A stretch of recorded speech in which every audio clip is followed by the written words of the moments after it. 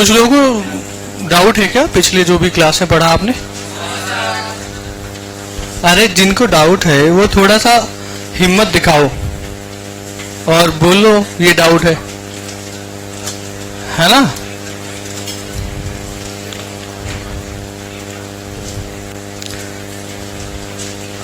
आपको मैंने एक बार ये समझाया ना सुबह सुबह। मान लेते हैं कि R1 जो है उसे रिप्लेस किया था अल्फा R1 प्लस के R2। ऐसा एग्जाम्पल बताया था मैंने, ऐसा एग्जाम्पल बताया है ना? तो मैंने क्या कहा था कि अगर ऐसे आप रिप्लेस करते हो, ये ऑपरेशन अप्लाई करते हो, तो आपका जो डिटर्मिनेंट है वो डिटर्मिनेंट जो है वो अल्फा से multiply, get multiplied by alpha हो जाता है ना। अल्फा से मल्टीप्लाई हो जाएगा ना। तो आपको बैलेंस करने के लिए किससे डिवाइड करना पड़ेगा? अल्फा से ही डिवाइड करना पड़ेगा। तो अगर आपने अपने डिटर्मिनेंट में ऐसा ऑपरेशन लगाया बच्चे AR1, तो बैलेंस करने के लिए किससे डिवाइड करेंगे? 1 बाय, मतलब ए करेंगे, ए से डिवाइड करोगे या 1 बाय ए से मल्टीप्लाई करोगे, यही ना। और अगर आपने BR2 किया तो CR3 किया तो और DR4 किया तो ABCD से डिवाइड करना पड़ेगा। समझ आई बात? ठीक है ना? हाँ, किसी को डाउट था वो हिम्मत नहीं कर पा रहे, कोई बात नहीं, समझ आ गया होगा अब तो।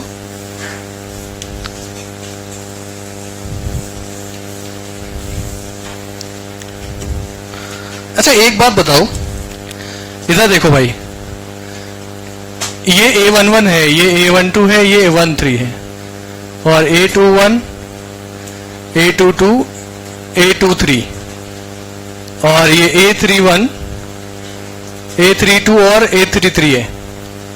ठीक है? इसका कुछ ना कुछ डिटर्मिनेंट आ जाएगा।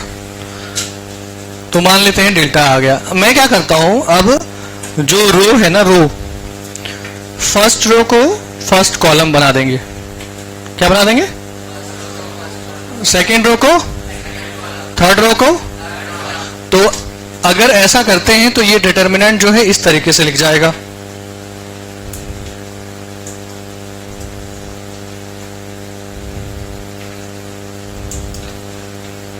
हाँ कि ना? अब ये इसके बराबर का आएगा या नहीं आएगा, यही आपसे पूछा जाएगा, या फिर आपको बताना है या समझना है। बराबर आएगा या नहीं आएगा? हाँ या नहीं? अच्छा, आपको ये समझाया गया है ना, डिटर्मिनेंट जो होता है बच्चे वो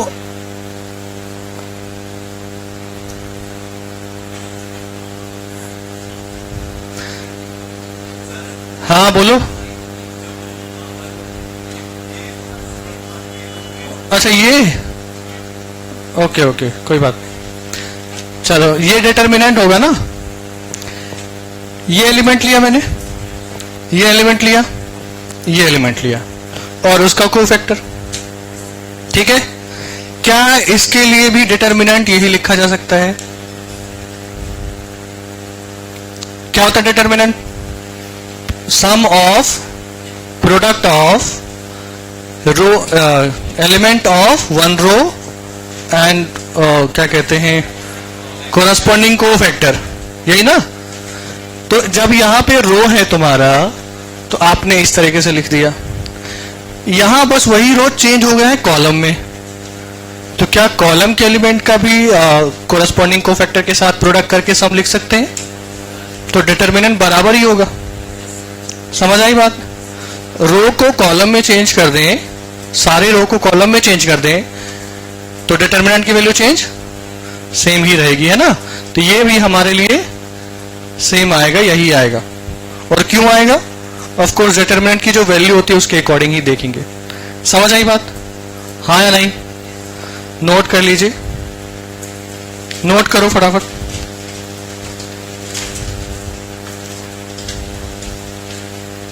बोलो।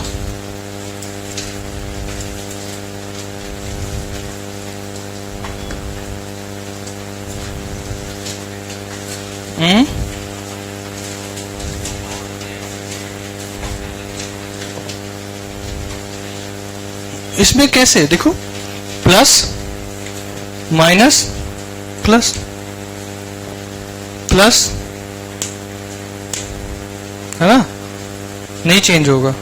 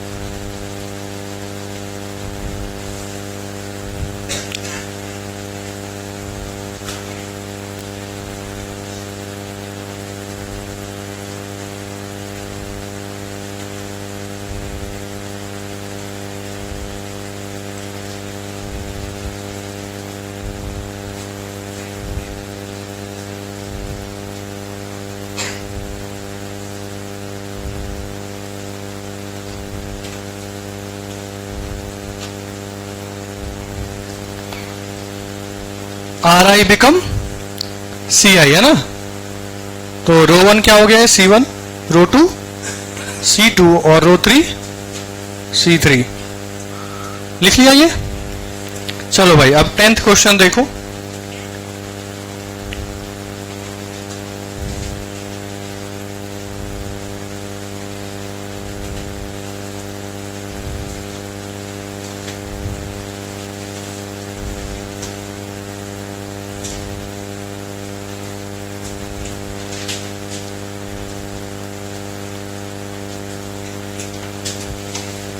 ये दिया हुआ 125,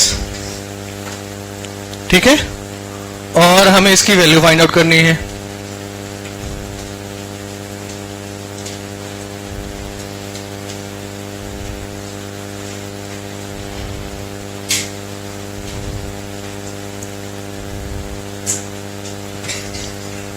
ठीक है, तो क्या करेंगे भाई, जो दिया हुआ है पहले उस जैसा रो कॉलम मैच करा लेते हैं। तो अगर हमें इसे फर्स्ट रो को फर्स्ट कॉलम बना दे तो डिटरमिनेंट की वैल्यू चेंज नहीं होगी ना, नहीं होगी। तो इसको चेंज कर लो भाई। तो 3A 3B और C, X 2Y और Z, और P और 5 और 5। कोई प्रॉब्लम? यहां तक तो कोई प्रॉब्लम नहीं होनी चाहिए। अब क्या करेंगे, अब देखो यहां पे तुम्हारे पास ये ABC है, लेकिन यहां 3A 3B 3C है, तो कुछ भी मल्टीप्लाई या कॉमन नहीं कर सकते। 3 कॉमन भी नहीं ले सकते क्योंकि तीनों के पास नहीं है। अगर कुछ मल्टीप्लाई करेंगे तो ऑफ कोर्स वो बदलता ही रहेगा, इसके बराबर का नहीं आ पाएगा, तो वहां तो कुछ नहीं कर सकते। ये जो सेकंड आपके पास कॉलम है, इसमें देखो 5 से मल्टीप्लाई करा जाए तो कुछ बात हो सकता है। 5 यहां 10 और यहां 5 आ जाएगा, फिर 15 चाहिए होगा, तो फिर देखते हैं क्या करते हैं। तो पहले क्या मल्टीप्लाई करना है, कॉलम 2 में, कॉलम 2 में, कॉलम 2 में 5 से मल्टीप्लाई कर दो भाई। अच्छा, कॉलम 2 में अगर 5 से मल्टीप्लाई करेंगे तो बैलेंस करने के लिए 5 से डिवाइड करेंगे ना, समझ आई बात। तो कॉलम 2 में 5 से मल्टीप्लाई करने के लिए बैलेंस भी करना है। तो 3A है, 3B है और 3C है, 5X है, 10Y है, 5Z है, और यहां पे P है, और यहां पे 5 है, और यहां पे 5। इतनी बात समझ आ गई? किसी का मन कर रहा होगा सर R3 को मल्टीप्लाई कर दें, हाँ कर दो, कोई बात नहीं है, बाद में आपको ये वाले स्टेप करने पड़ेंगे अगर वो पहले करोगे तो। अब क्या है कि C और 5 Z और 5, और हमारे पास यहां बड़ा अच्छा सा है 15 और 15। तो अगर हम 3 मल्टीप्लाई करते हैं इसमें बच्चे, इसमें R3 में 3 मल्टीप्लाई करते हैं तो हमारा काम बनता हुआ दिख रहा है, क्योंकि फिर हम 3 कॉमन भी तो ले लेंगे कॉलम 1 से, कॉमन भी तो ले सकते हैं ना, तो फिर मल्टीप्लाई कर दो भाई। तो मल्टीप्लाई करेंगे, क्या क्या लगाना है यहां पे हमें, R3 रिप्लेस बाय 3R3, और बैलेंस करने के लिए आपको डिवाइड भी करना पड़ेगा। तो कितना आ जाएगा, 1/15 हो जाएगा ये, और ये 3A 3B 3C 5X 10Y 15Z और P और 5 और 15। ठीक है यहां तक?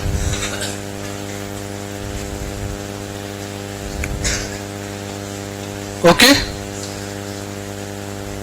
अब इसके बाद एक स्टेप बचा है जिसमें क्या करेंगे आप, कॉलम 1 से 3 कॉमन लोगे और एग्जैक्टली सिमिलर डिटर्मिनेंट आपके पास दिया हुआ है, यही होगा ना, P 5 15 5X 10Y 15Z और ABC हो जाएगा। इधर स्पेस नहीं है भाई, यहां लिख देता हूं मैं। तो 1/15 और इंटू में 3, और ये ABC 5X 10Y 15Z P और 5 और 15, ऐसा ही आएगा। तो अब हमारे पास ये 1/5 बचा है और ये वैल्यू 125 दी हुई है। समझ आई बात? हाँ या नहीं?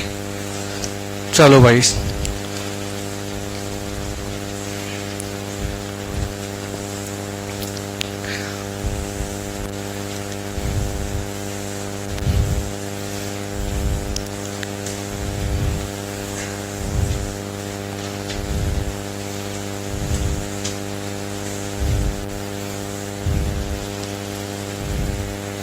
नहीं समझ आया?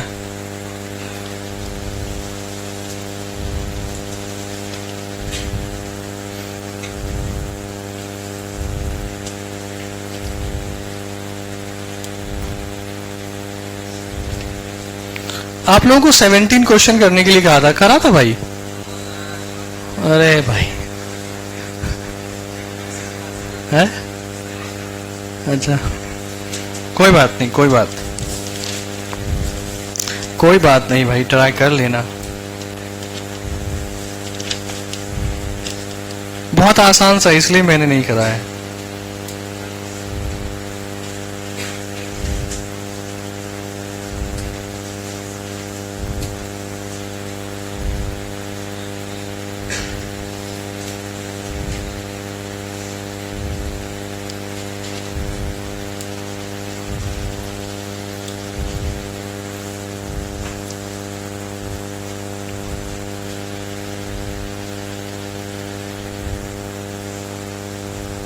ये जो बैलेंस करने वाले चीजें हैं, अगर आपने किसी कॉलम को इस तरीके से रिप्लेस किया है या फिर किसी रो को, तो वो बैलेंस कैसे करते हैं, क्यों करते हैं, इतना समझ आ गया ना?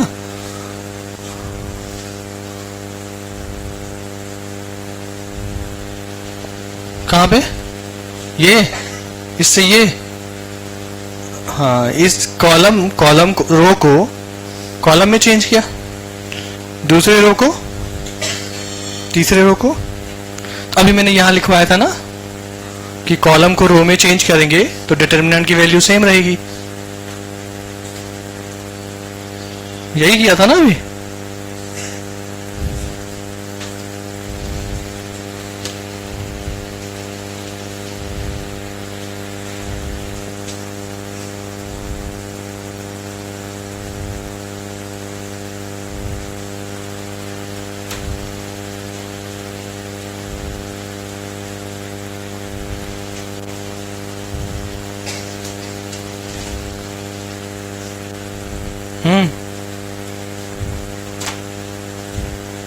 नोट कर भी रहे या नहीं?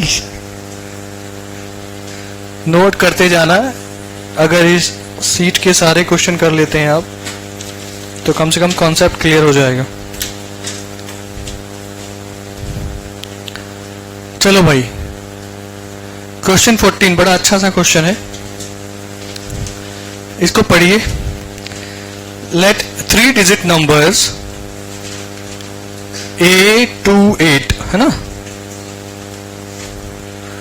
B3 B9 और 6 to C।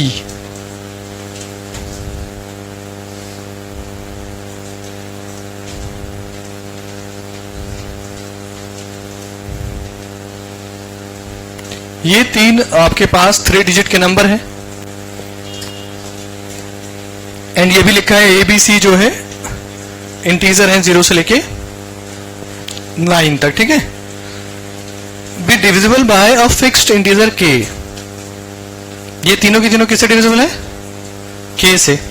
अगर ये K से डिविजिबल है तो क्या मैं इसे ऐसा कुछ लिख सकता हूं, K इंटू में क्या लिखता है यार, N1 लिख सकते हैं। N1 कोई नंबर होगा, लिख सकते हैं ना। इसे क्या लिखेंगे भाई, K इंटू में some other number N2, K into में सम अदर नंबर, ऐसा लिखा जा सकता है, हाँ या नहीं?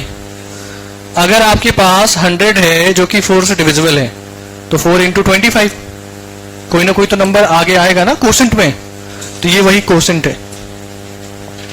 ठीक है यहां तक? चलो, ये तो आपके क्वेश्चन में स्टेटमेंट दिया है। इसके बाद क्या कह रहे हैं, वो प्रूफ कर रहे हैं आपको कि ये जो डिटरमिनेंट की वैल्यू आएगी बच्चे, वो भी K से डिविजिबल होगा।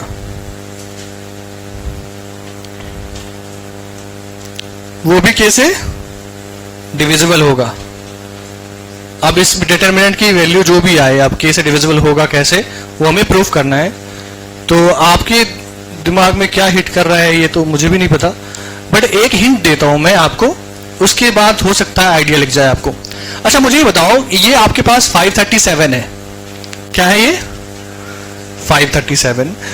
5 की जो क्या कहते हैं प्लेस वैल्यू 5 की प्लेस वैल्यू कितनी है 500, और 3 की 30, और 7 की, तो क्या 5 इसे ऐसा लिखा जा सकता है,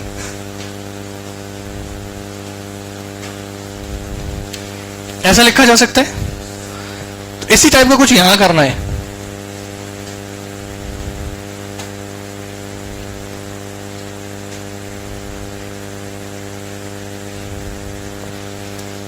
ये नंबर है, इसे क्या लिखेंगे,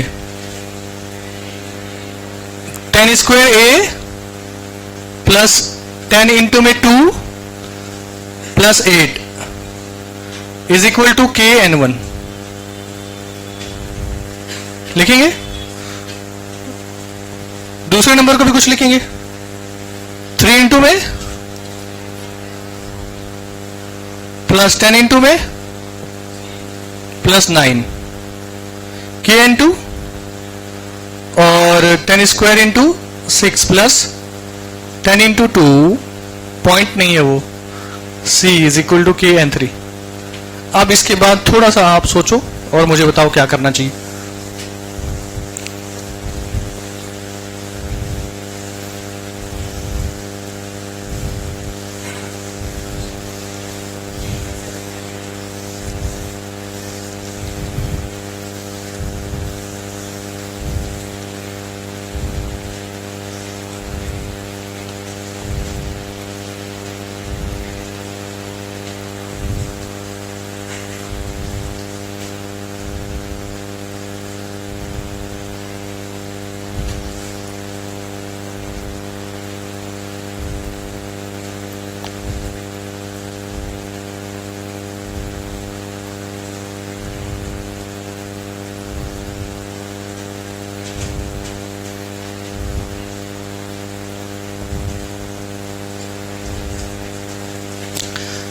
कुछ पता चला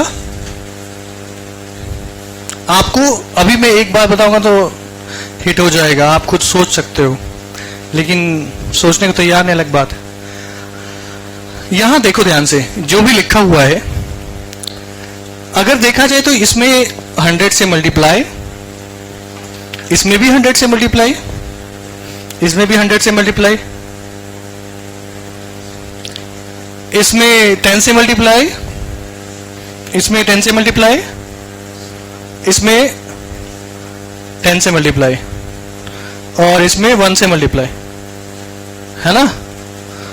तो मुझे लगता है कि 100 into R1, 10 into R3 plus R2,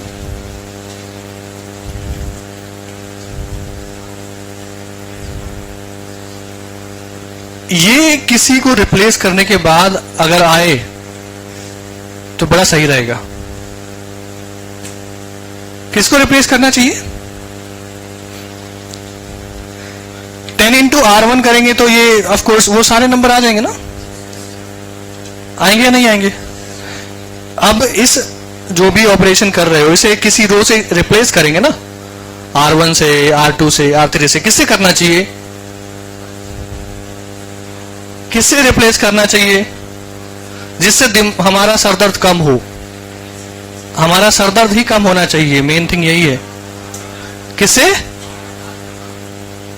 R1 से रिप्लेस करने के बाद 100 से डिवाइड करके बैलेंस भी करना पड़ेगा, तो सरदर्द है।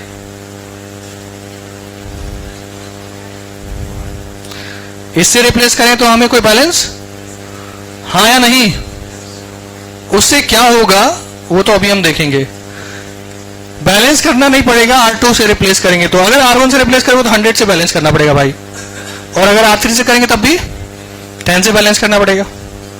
अगर R2 से अगर आपने रिप्लेस किया तो ये जो तुम्हारे पास A है और ये जो 3 है और ये जो 6 है, यहां पे तुम्हारे पास KN1 आ जाएगा भाई, यहां KN2 आ जाएगा, और यहां KN3 आ जाएगा, और यहां पे तुम्हारे पास 2 और B और 2 आ जाएगा।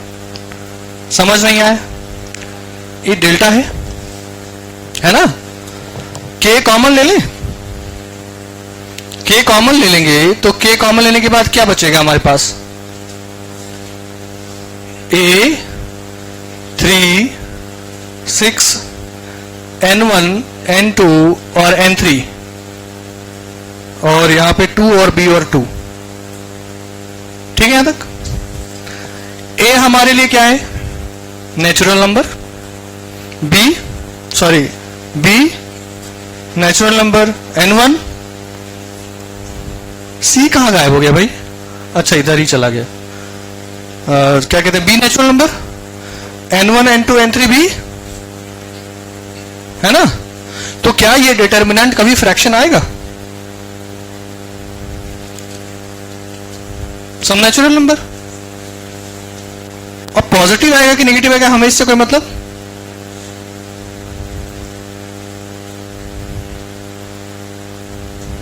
इनटू में ऐसा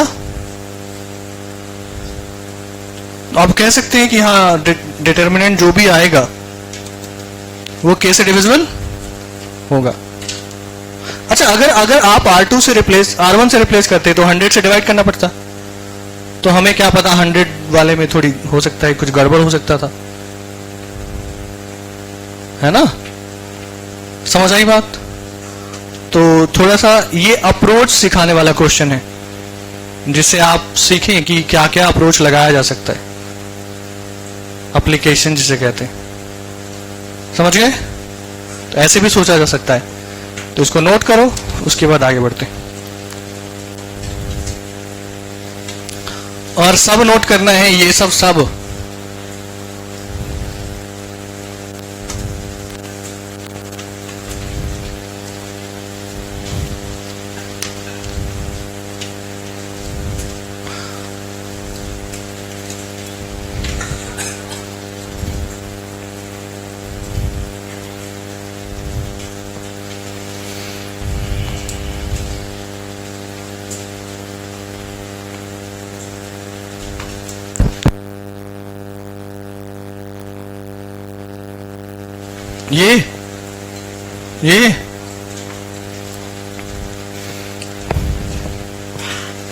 ये जो तुम्हारे पास नंबर है 828 इसे ऐसा कुछ लिख सकते हैं, 3B9 और 6 2C, ठीक है। तो मुझे ये बताओ कि अगर मैं ऐसा कुछ रिप्लेसमेंट करता हूं, ये ऑपरेशन लगाता हूं, तो 100 इंटू मतलब A इंटू 100 प्लस 10 इंटू, तो A इंटू 100 प्लस 2 इंटू 10 और प्लस ऐसा कुछ हो जाएगा KN1। सिमिलरली दूसरे में भी यही करना है, ओके। नहीं समझ आया? तुम लोगों के लास्ट क्लास चले हुए, ऐसे भी एग्जॉस्ट हो गया होगा। हाँ, ये 12th का ही है। ये 12th का ही है, बोर्ड में आएगा, बोर्ड में। R1 रिप्लेस करते अगर, तो यहाँ K/100 आता ना, तो फिर हमें क्या पता कि ये नेचुरल नंबर हो पाता कि नहीं हो पाता, हम श्योर नहीं है ना, श्योरिटी के साथ नहीं कह सकते ना, बट यहां तो ऑफ कोर्स कह सकते हैं।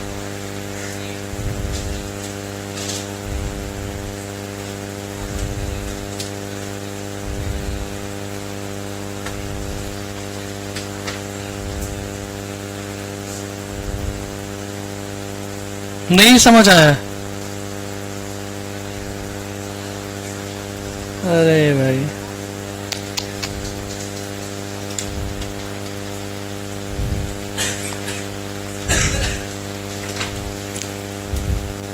देखो यही तो है तुम्हारा 100 R1 plus 10 R3 plus R2, यही है वो।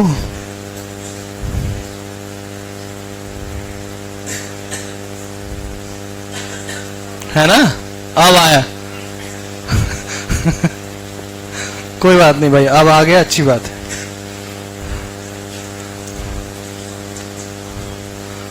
जल्दी नोट करो।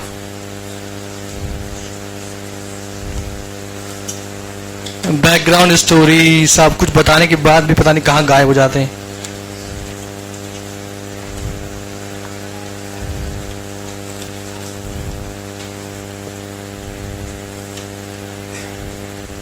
मन में डाउट हो तो पूछ लेना, है ना।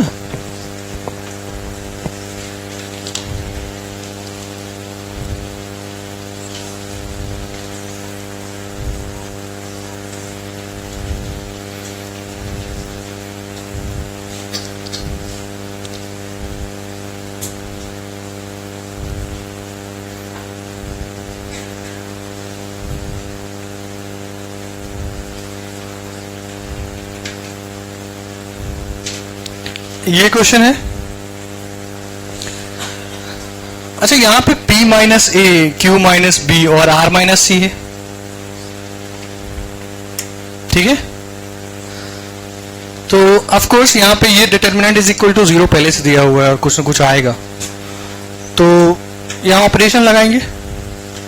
और ऑपरेशन लगाने के लिए आपके पास एक्सप्रेशन में हिंट दिया हुआ है पहले से ही कि कौन सा ऑपरेशन लगाना है। आपको क्या चाहिए बच्चे? P minus A, Q minus B और R माइनस C। तो P माइनस A आएगा कैसे? मुझे लगता है इन दोनों को सब्ट्रैक्ट करेंगे तो P माइनस A आ जाएगा, आएगा ना। और Q माइनस B भी आ जाएगा, ऑफ कोर्स वो B माइनस Q बन जाएगा, लेकिन माइनस कॉमन लेके वो टर्म आ जाएगा ना, और इधर 0 हो जाएगा, होगा। अच्छा, फिर से इसमें इन दोनों में लगाएंगे तो क्या आएगा हमें? Q माइनस B आ जाएगा, और जो C माइनस R बचा हुआ था वो भी। समझ आई बात?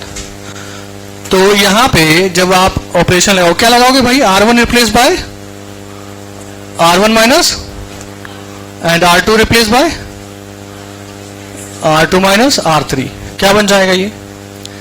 P minus A, B minus Q, 0 0, Q minus B और C माइनस R और A और B और R। Is equal to 0। इतनी बात समझ आ गई? अच्छा, अब यहां पे हमारे पास ना तो कुछ ऑपरेशन लगाने के लिए है और ना ही यहां पे कॉमन लेने के लिए कुछ बचा है। तो अब हमारे पास एक ही ऑप्शन बचा है कि यहां पे एक्सपेंड कर दें, रो 1 के थ्रू एक्सपेंड कर दें या कॉलम 1 के थ्रू, या आप जिसके अकॉर्डिंग कर सकते हो आप। तो रो 1 के थ्रू एक्सपेंड करें अगर, तो क्या मिलेगा भाई? P माइनस ए, इन दोनों को मल्टीप्लाई करेंगे और इन दोनों को मल्टीप्लाई करेंगे, आर क्यू माइनस बी, और फिर क्या आएगा भाई? Minus B C minus R, ऐसा ही कुछ आएगा। अच्छा, फिर इसके बाद इसकी बारी, ध्यान से देखो, माइनस लगाएंगे आप, इसके बाद ये दोनों मल्टीप्लाई होगा, 0 माइनस ए सी माइनस और इक्वल टू, इतना क्लियर? अब जो आपको टर्म चाहिए उसे डिस्टर्ब नहीं करोगे आप, P minus A, Q minus B और R माइनस सी या C माइनस आर, इनको डिस्टर्ब। तो मैं कह रहा हूं कि आप R into Q minus R into B minus B into C plus B into R, ये सब नहीं लिखोगे, वो डिस्टर्ब नहीं होने चाहिए। अब क्यों नहीं होने चाहिए वो तो हम देखेंगे, क्योंकि हमें एग्जैक्टली वैसा कुछ टर्म चाहिए। इनको मल्टीप्लाई करो भाई, क्या आएगा? R P माइनस ए और Q minus B minus B C minus R और P minus A plus plus B minus Q C minus R into में ए इज इक्वल टू 0। कोई प्रॉब्लम नहीं है? अब जो आपके पास P minus A, Q minus B, अगर मैंने कहीं इधर उधर प्लस माइनस उल्टा उल्टा लिखा हो बता देना भाई। एक जगह B माइनस क्यू है, एक जगह Q माइनस बी है ना, तो वो कहीं अगर इधर उधर हो गया हो तो बताना, ठीक है ना? यहां तो Q माइनस बी आएगा, इधर B माइनस क्यू आएगा, ठीक? अब हम क्या करेंगे? हम P minus A, Q minus B और R माइनस सी से डिवाइड कर देंगे इसे।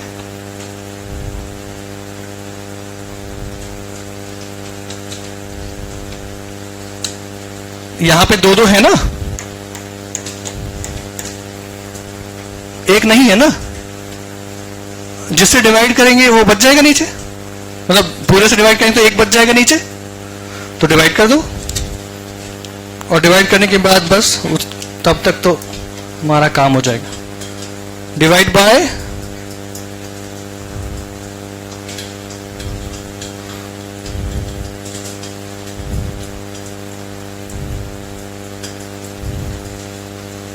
ठीक है, इससे डिवाइड कर दिया,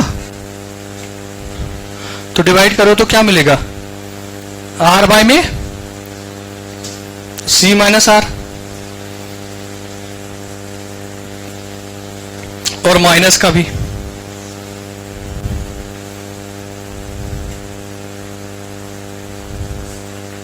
होगा ना? जबरदस्ती का ये असर मत करना। माइनस बी बाय में बी माइनस, यही आएगा। आगे इधर ए बाय में बी माइनस क्यू और सी माइनस आर, तो P minus A plus is equal to 0। इतनी बात समझ आ गई? हाँ या नहीं? P minus A, Q minus B, Q minus B नहीं है हमारे पास, R minus C, R minus C नहीं है हमारे पास, C माइनस आर है, तो ये मिटा दूं? नोट हो गया है ना? हाँ, मिटा रहा हूं भाई।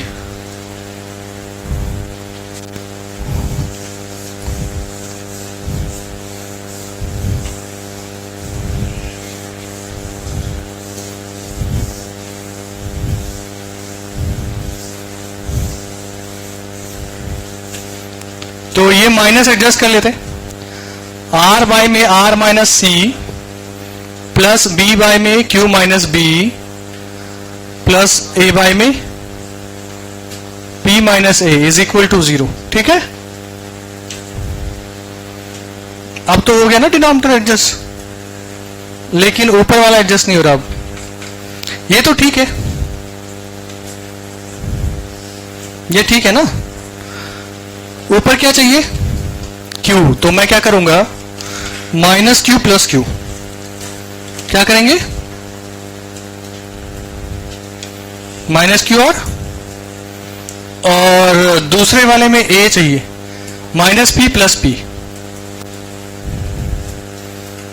ठीक है, इससे क्या होगा कि ये जो तुम्हारे पास ये टर्म बन रहा है ना, ये ऐसा हो जाएगा b माइनस क्यू बाय में q माइनस b और प्लस q माइनस b और plus a minus p by में p minus a plus p by में p minus a is equal to 0। इतनी बात समझ आ गई। और ये कितना है भाई, और ये कितना है भाई,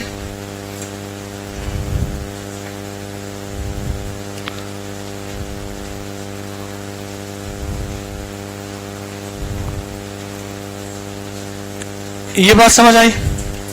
इस डिटर्मिनेंट से क्या समझना था एक्चुअली, इस डिटर्मिनेंट से आपको ये सीखना था कि जो डिटर्मिनेंट दिया हुआ है और जो एक्सप्रेशन जिस तरीके से दिया गया है उस तरीकों का मेंटेन करके आप आगे बढ़ो। अगर आपने इधर ओपन ओपन किया होता तो फंस जाओगे, वो फिर उस तरीके से मैनिपुलेट करने में दिक्कत होगी और फिर आप वैल्यू नहीं निकाल पाओगे। तो इसको डिस्टर्ब नहीं करना है। ऐसे और भी क्वेश्चन मिलेंगे आपको, हो सकता है एक तो मिलेगा ही, एक दो तो मिलेगा आपको जो सीट में नहीं है बट बुक में मिलेगा। हो सकता है PYQ में भी आ जाए ऐसी चीजें। तो इसलिए ये आपको ध्यान रखना है कि अगर कोई डिटर्मिनेंट दिया हुआ है और एक्सप्रेशन दिया हुआ है तो ऐसे एक्सप्रेशन को मेंटेन करके रखो, डिस्टर्ब मत करो, उसी में जो कुछ करना है करते रहो। ठीक है, अगर यहां से कुछ मल्टीप्लाई करके कुछ करते ना, परेशान हो जाते भाई, होता कि नहीं होता वो भी नहीं पता। ठीक है, नोट करो।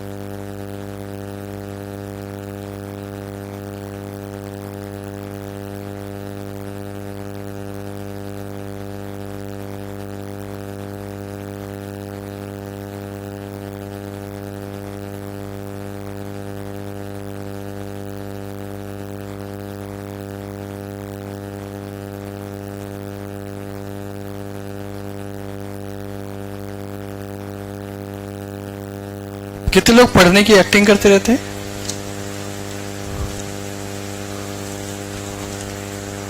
हाँ हाँ, कुछ लोग करते हैं पढ़ने की एक्टिंग।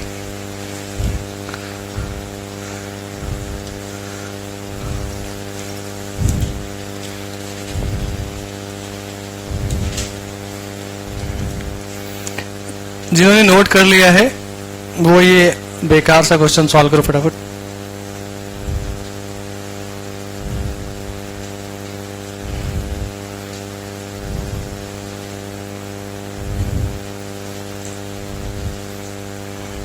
देखने में बहुत बेकार है, आसान सा क्वेश्चन है ये।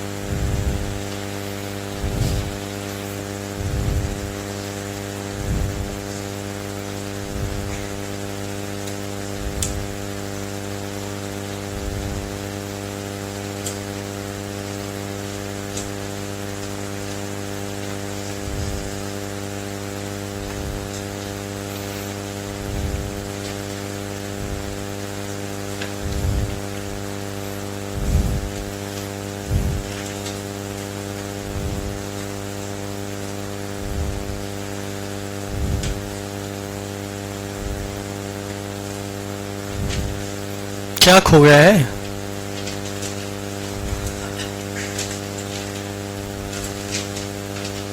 CRQ?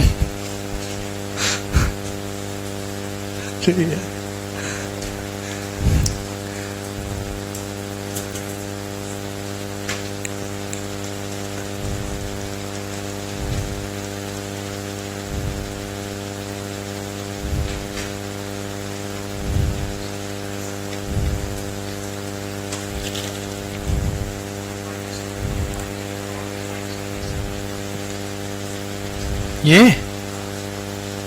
हाँ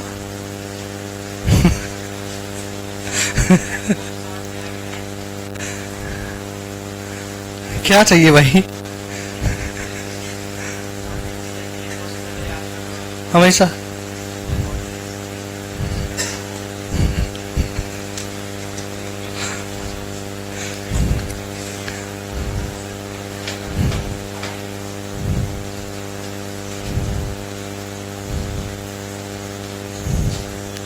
इसमें भी कंफ्यूजन है।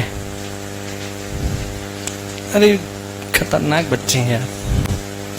B माइनस क्यू या जो भी लेना है ले लो, यहां से माइनस कॉमन लेंगे,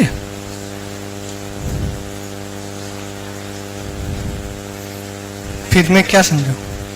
बस Q और B बराबर नहीं होने चाहिए, है ना? ऑलवेज का मतलब Q B बराबर नहीं होने चाहिए। ये तो क्वेश्चन में दिया गया है आपके। CRQ देने के बाद भी मैं पूरा क्वेश्चन लिखूं, फिर CRQ देने क्या फायदा है भाई?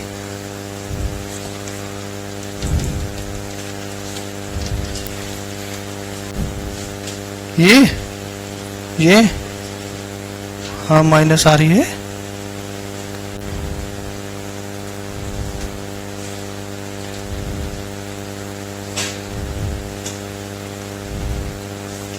ये एक्चुअली किससे डिवाइड किया था? B माइनस क्यू से डिवाइड किया था ना, इसलिए माइनस।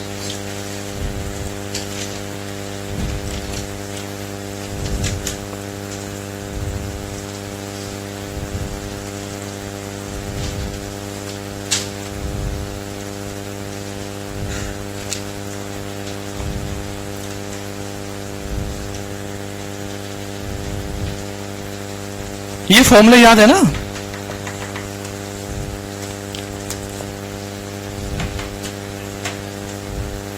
फिर इसमें लगाओ जल्दी से, सीधा एक्सपेंड करो, सीधा एक्सपेंड, कुछ नहीं करना है। मेरी बात मानो तो ऐसा करो, इसका कोफैक्टर लिखो, इसका कोफैक्टर लिखो, इसका कोफैक्टर लिखो, फिर आपको अपने आप समझ आ जाएगा कि डिटर्मिनेंट क्या होगा।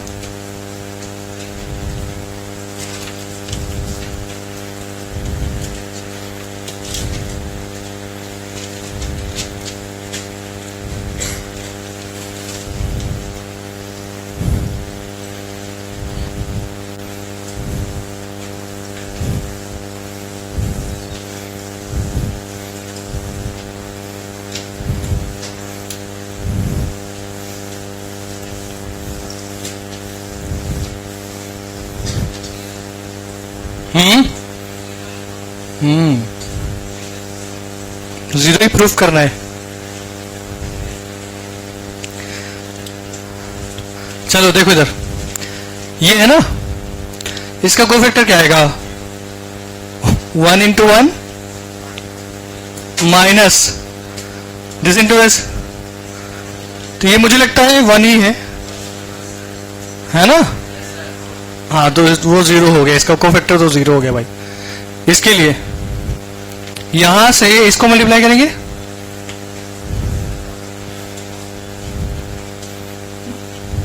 और फिर दिस इंटू दिस, ये log y(x) है और ये भी log y(x) ही बनेगा, तो जीरो।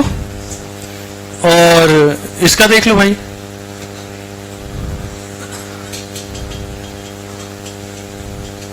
इसका देखेंगे तो ये दोनों मल्टीप्लाई होके कहां जाएगा? log zx, इधर log zx, खत्म।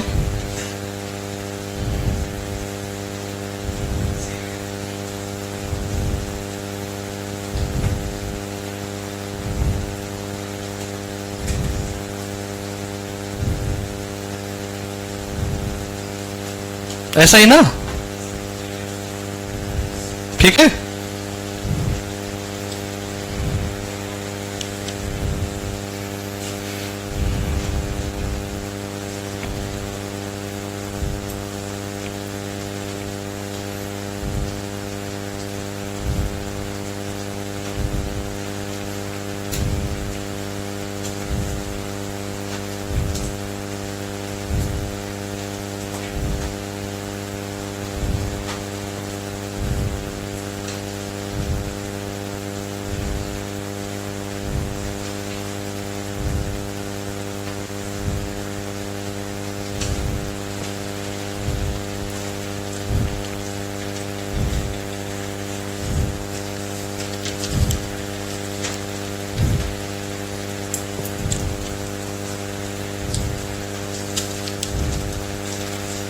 इससे सॉल्व करो भाई, अल्फा बीटा इसके रूट है।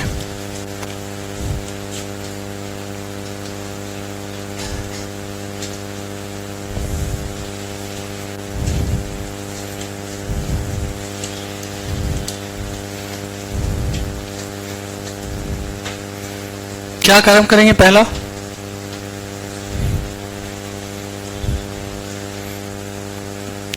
कॉलम 1 माइनस कॉलम 2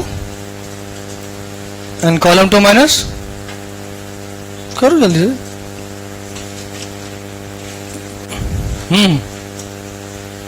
हाथ दर्द हो रहा होगा ना लिखते लिखते।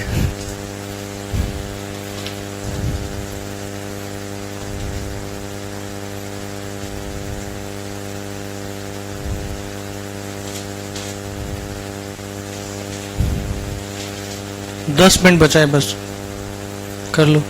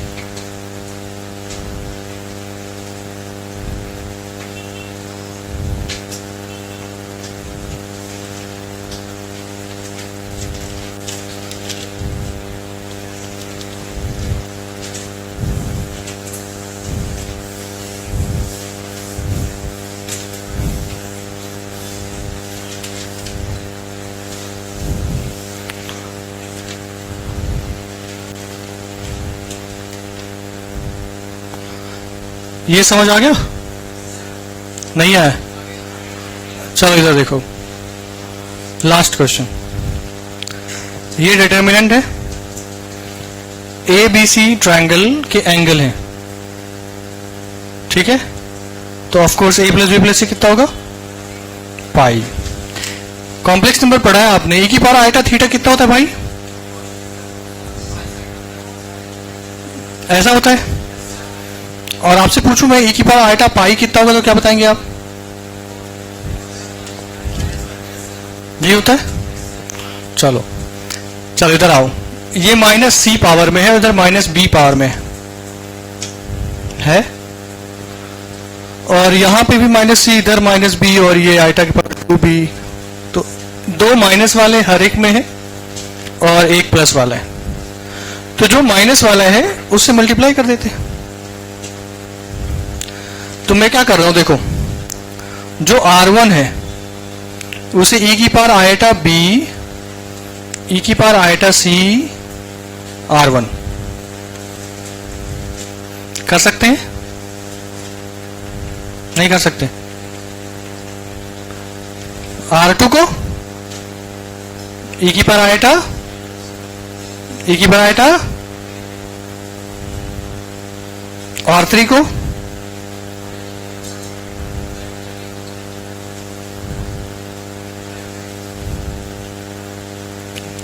ठीक है? यहां तक कोई प्रॉब्लम? ओके,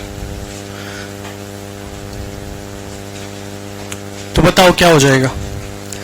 यहां डिवाइड करना पड़ेगा आपको, e की पावर आयोटा 2a 2b और 2c, हाँ कि ना? ये दोनों डिवाइड में रखोगे, ये दोनों भी डिवाइड में रखोगे, और ये दोनों भी डिवाइड में रखोगे, ये 6 के 6 रहेंगे ना डिवाइड में, तो 6 के 6 रहेंगे, तो ये 6 हो गए। क्लियर ना? नहीं? ओके, जाना है घर इसलिए जल्दी जल्दी हाँ हाँ करे जा रहे हैं। e की पावर आयटा 2a b और c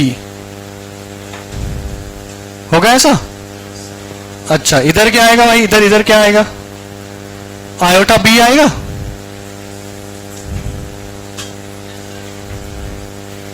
और e की पावर आयटा c आएगा।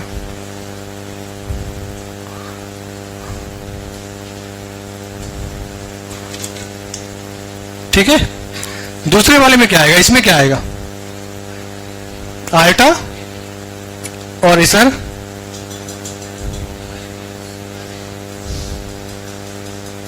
और इधर, ठीक लिखा है? अच्छा, इसके बाद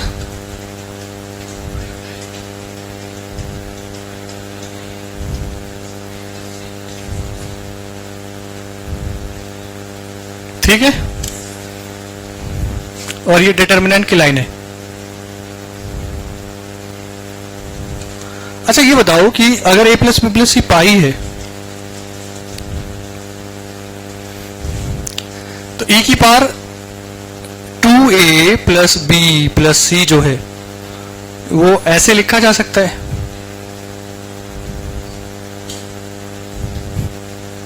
ऐसा? ये कितना हो जाएगा बच्चे? हो जाएगा? सिमिलरली यहां क्या आएगा? माइनस e की पावर आयटा,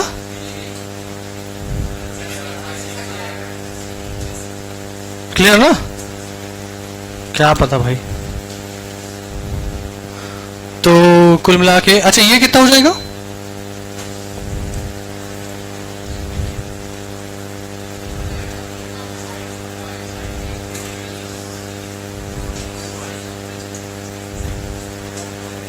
ना बोल तो गलत। 1 e की power eta 2a plus 2b plus 2c, और e की पावर आयटा 2 पाई कितना होता है बच्चे? 1।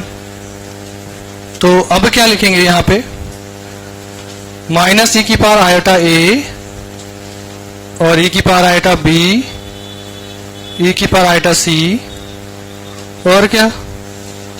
Eta a, iota a, iota b, iota b, iota c, iota C. समझ नहीं आया? ठीक है तक? अब आप लोग बताओ इसके बाद क्या करना चाहिए? है? अरे वो तो करना ही चाहिए। मैं पूछ रहा हूँ कि ई की पावर आइटा ये खत्म, ई की पावर आइटा बी, ई की पावर आइटा सी सारे कॉमन हो जाएंगे। ई की power iota A plus iota B plus iota C, minus one one one one minus one one. ठीक है, ओके। और ये कितना है? -1। और ये आप इवेल्युएट बोलो। हाँ, कर लोगे ना? बिल्कुल। नहीं कर पाओगे? मैं ही कर देता हूँ सॉल्व। कितना आया? नोट करो, कोई बात नहीं है।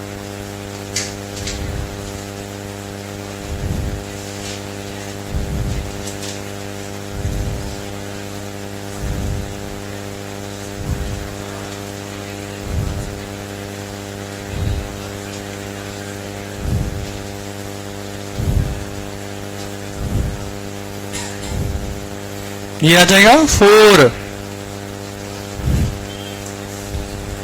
ठीक है, हाँ। ये alpha beta gamma, alpha gamma, ये इसके through alpha beta plus beta gamma plus gamma, और 0 का 0, 1 का क्या कहते हैं बीटा गामा माइनस 0। ओके। अच्छा, ये दो का सम है ना, तो इन तीनों को क्या लिखेंगे? इन तीनों को क्या लिखेंगे? ऐसे।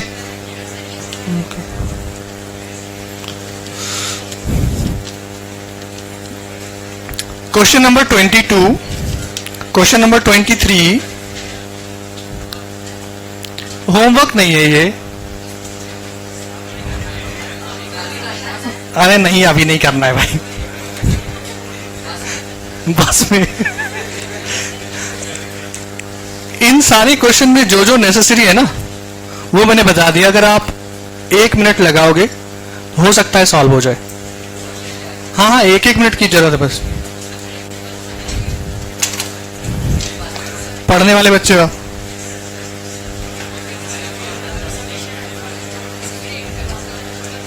ये सम ऑफ, ये यहां से है ना, -r/p हो जाएगा ना ये।